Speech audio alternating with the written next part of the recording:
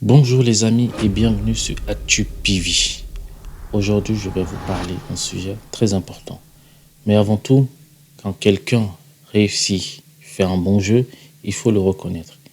Et selon moi, Mamadi Doumbouya a réussi à faire un très bon jeu. Il a très bien joué ses cartes. Quand il est arrivé, il avait promis de ne pas se présenter. Maintenant, il s'est présenté et par favori. Il a su fédérer beaucoup de personnes derrière lui, quasiment toutes les personnes, beaucoup de personnes de toutes les régions de la Guinée. Et il a su écarter ses rivaux potentiels sans que pour autant cela ne crée des émeutes, des gros problèmes en Guinée. Donc selon moi, il a fait un très bon jeu. Bienvenue sur Actu PV. Dans cette vidéo, je vais vous présenter deux articles. Donc un article local bien sûr, comme l'habitude, et puis un autre article international qui parle du même sujet. Nous allons parler du lancement de la campagne électorale. Donc pour cela, j'ai un article de Guinée Matin qui parle du lancement et surtout ce que la HAC nous dit par rapport, qui nous dit par rapport aux interdictions qu'ils imposent aux médias. On va voir ce qu'ils nous disent et puis on va attaquer ensuite l'article de RFI. Donc sans plus tarder, nous allons commencer. Campagne électorale. La HAC interdit aux médias de publier des contenus générés par intelligence artificielle. Tout à fait d'accord. Pourquoi? On le saura tout en bas. Donc je rappelle encore une fois, tous les articles que je vous présente, vous aurez les liens dans la description de la vidéo. Donc si vous voulez lire l'article en entier, n'hésitez pas, vous pouvez aller dans la description. Et aussi n'hésitez pas à contribuer dans l'espace commentaire parce que nous pouvons débattre, discuter de ce sujet aussi. Donc, Boubacar Yassine Diallo, donc c'est le président de la haute autorité de la communication, la HAC.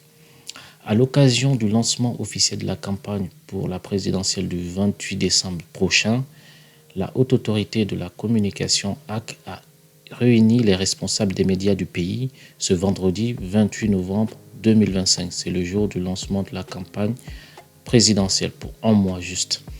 Donc un mois entre les candidats auront pour pouvoir convaincre les électeurs de voter pour eux le 28 décembre.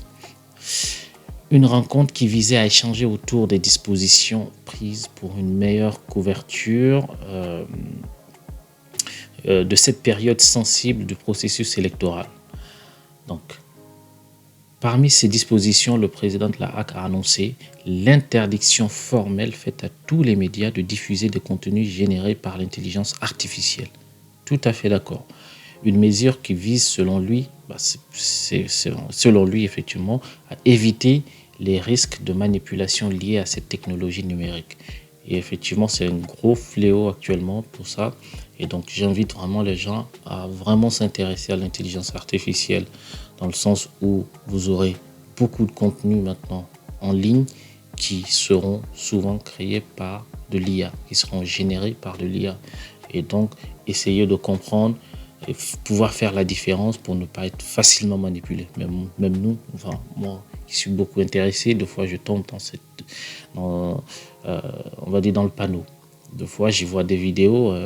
Au départ, je crois réellement que c'est des vidéos normaux. Et puis ensuite, soit j'ai l'information, on me dit c'est une vidéo générée par intelligence artificielle, ou quand je prends le temps de bien la re-regarder, eh ben, je me rends compte que c'est une vidéo créée par intelligence artificielle.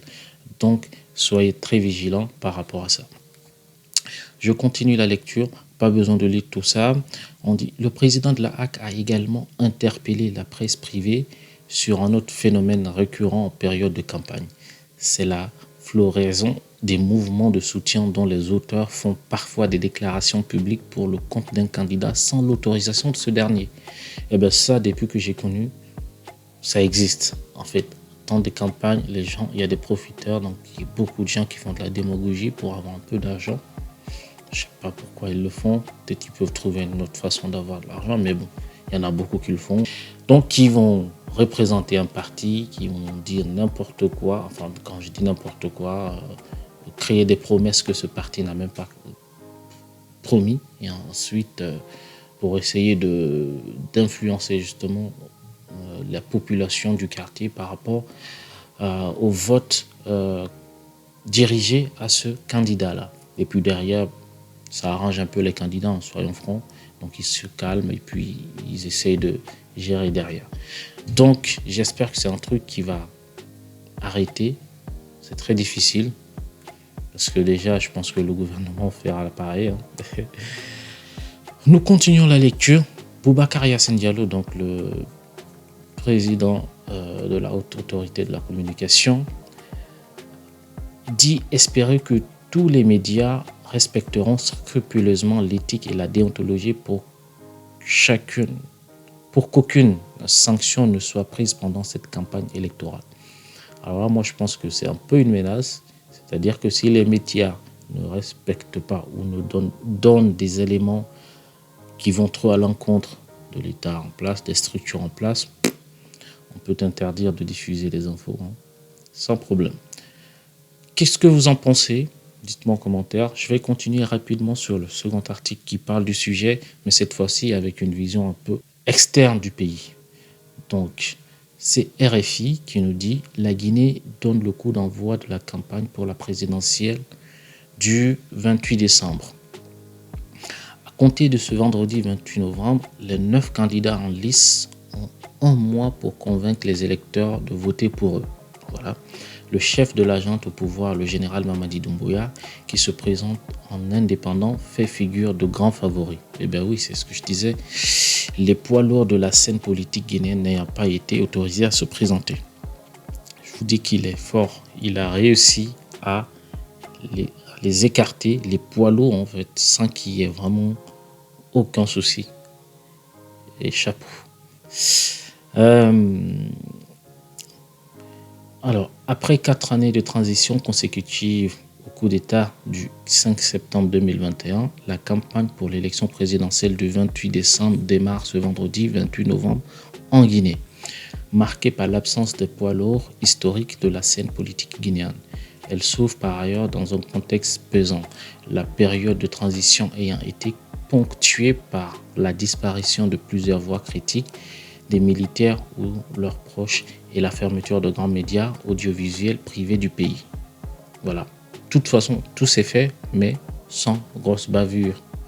Quand je dis bavure, c'est dans le sens, il n'y a pas eu ce qu'on voyait dans d'Alpha Condé. Dans ces conditions, le chef de la junte au pouvoir, alors il répète trop ce mot, qui avait pourtant juré de rendre le pouvoir aux civils au lendemain de putsch, par grand favori. C'est vraiment un retournement de situation puissant. Je continue. En exil depuis 3 ans, les principaux opposants au chef de la junte n'ont pas pu se présenter. S'il se présente en indépendant sans l'appui d'un parti politique, le général Mamadi Doumbouya pourra toutefois compter sur le soutien d'un mouvement qui porte ses initiales, la Génération pour la modernité et le développement, GMD. Alors là, je m'arrête et je vous dis qu'il est fort. En tout cas, il a une équipe de communication très forte. À partir de ces initiales, ils ont pu créer un mouvement de soutien qui garde ces initiales, mais avec une autre intonation. Donc la Génération pour la modernité et le développement. Et si vous prenez G, Général, M, Mamadi, Doumbouya, D. Et ça correspond aussi Génération, modernité et développement. C'est fort. Je pense que les gens ne se rendent pas compte, mais c'est plus facile à retenir. Et donc, tu peux faire le lien soit Général Mamadi Doumbouya ou Génération modernité et développement. Ça passe. Bravo. Une situation pour le moins paradoxale. Alors là, pardon, excusez-moi, je saute une partie. Donc, sa campagne sera dirigée par le Premier ministre en personne, Bahouri, qui sera lui-même assisté de 2 ministres. Une situation pour le moins paradoxale, puisque dans le même temps, les autorités affirment que le gouvernement restera loin des débats à venir pour assurer la neutralité de l'État et la continuité des services publics. Alors, en fait, là, on va critiquer, mais en réalité, c'est fait partout, dans tous les pays du monde. En fait, l'État en place, si le président sortant se présente, eh ben, en fait, l'État va contribuer. Enfin, je veux dire, les autorités en place vont essayer de pousser pour aider dans sa campagne. Donc, Ça ça se fait dans tous les pays, même si on le critique. Voilà. En exil depuis 3 ans, les principaux opposants du président de la transition, Cellou Dalein Diallo, le leader de l'Union des forces démocratiques de Guinée, UFDG, Sidya Touré, le président de l'Union des forces républicaines, UFR, et Alpha Condé, le président déchu qui dirige par ailleurs le Rassemblement du peuple de Guinée, RPG, n'ont eux pas pu se présenter pour différentes raisons juridiques. Plus jeune, Ali Ouba, le président le président du mouvement démocratique libéral, donc Modèle, dort pour sa part en prison depuis près d'1 an. Voilà, sans aucun gros problème.